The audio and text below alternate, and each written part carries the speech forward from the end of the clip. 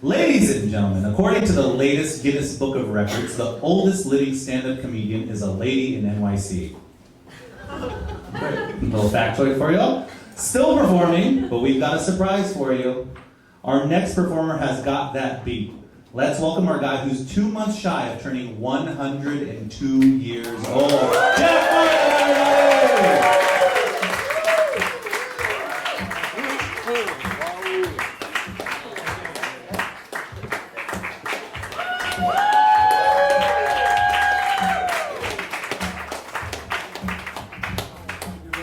That's quite an introduction, huh?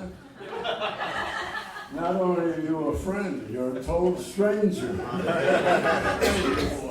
Anyway, it's really nice to be here. It's the first time I'm in this place, and you know, before the show, this is quite a complex. I was walking around. I figured I'd get the feeling of the place, and this lady stops me. She said, "Who are you?"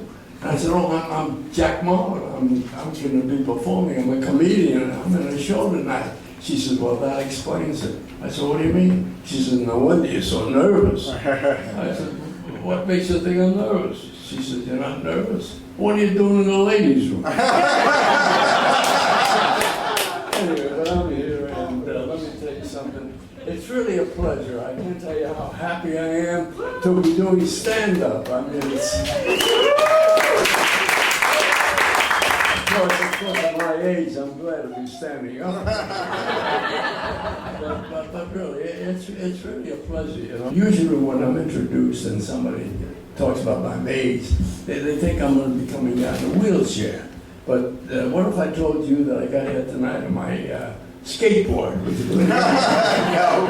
Of course not. You know, I'd be kidding, because I gave that up when I was 100.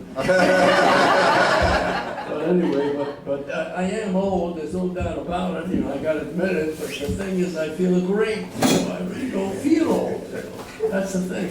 And I've been thinking about it, and you know, I'll tell you what old is.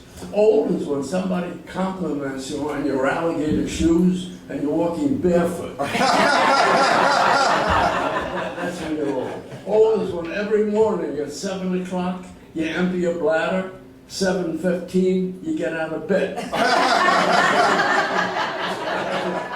think you got the idea. Old is when the doctor no longer x-rays you, he just holds you up to the light. Here's another sign that you're old. If you remember when the Dead Sea was only sick. You got the idea? Oh, and here's if you go to an antique auction and somebody bids on you. Here's a sure sign. Here's another one. If a beautiful girl crosses your path and your pacemaker opens your garage door. But here's one for sure that you're old. When your wife says, "Honey, you know, I feel sexy tonight." What do you say? "Let's go upstairs and make love." And you say, "Sweetheart, I can't do both." Yeah,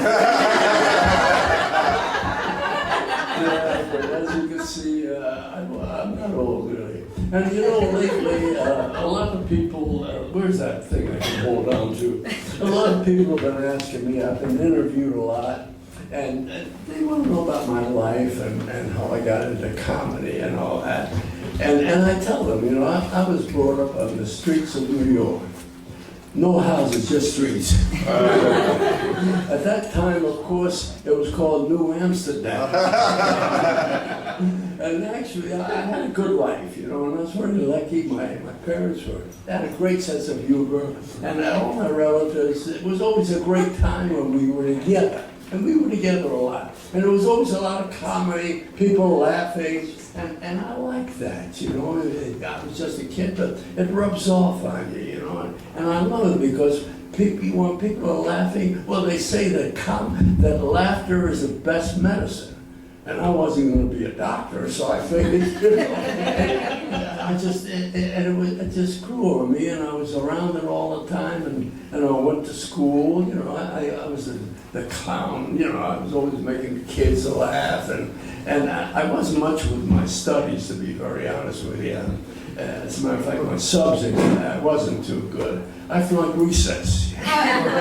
But there was one subject that I really loved very much, and that was history.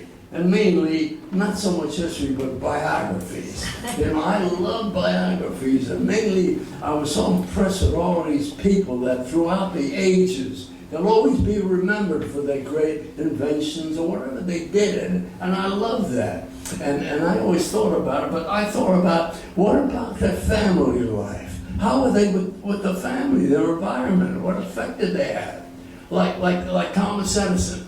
You know, they say he was obsessed, constantly working on trying to invent a light bulb, you know? And I figured, you can imagine his wife, you know, saying, Tom, for God's sakes, I can't get a good night's sleep. Would you please put that damn light out? You know what I mean? And what about a man that I love that he was from the 15th centuries, Ponce de Leon. How many people remember him? Yeah. A few of them, you see what I mean? They'll always be remembered. There's one guy here for sure, you know? But anyway, but he was a guy, now he looked all over the world, he was an adventurer. He was from Spain, you know, and in the 1500s. And he kept, what he was obsessed with, he was looking for the fountain of youth. He figures if he could drink from the fountain of youth, he'd live forever. And he looked all over the world, and finally, he found it. In Florida. Really? I mean, and what do you think his first words were? Where the hell are the paper cups? It's crazy, right? Anyway, a guy like him, and like you can go back to the Bible even, in biblical times, Adam and Eve, you know? I could just see Adam saying to Eve, what do you mean you got nothing to wear? You know? And she says, well, tell me the truth. Does this leaf make me look fat? and how about Moses? Moses, as he stood on Mount Sinai, and he said, here, we'll build a hospital. And you know, one of the greatest is King David. That was a guy. I mean, he had 1,000 wives, you know. And I could just hear him say, before going to bed one night, looking out at him, he says, okay, who hasn't got a headache? And take a number for better service, you know? Anyway, but I love that, you know. And what about actually the mothers of these people? You can imagine how they felt. A lot like Jack the Ripper. I could just hear his mother saying, Jack, how come I never see you with the same girl twice? And Santa Claus's mother. And here's Santa Claus, I could just hear her say, you know, to her neighbor, she says, she's complaining, she says, ever since my son got into the toy business, he's never home for Hanukkah. But what about the mother-in-law of the Invisible Man? How about that one? I could just see her say, listen, she said, I've been thinking and thinking, I just can't figure it out. What does my daughter see in you?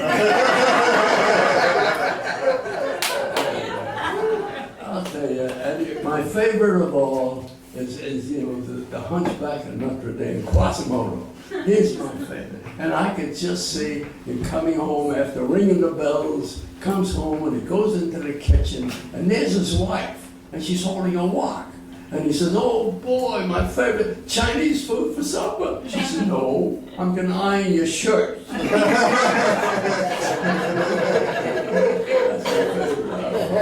Anyway, I think that's about my time. I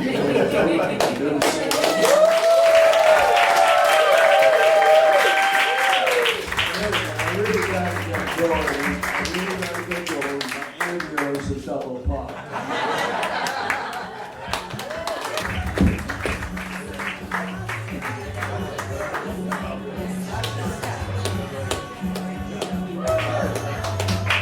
One more time, Jack. everybody.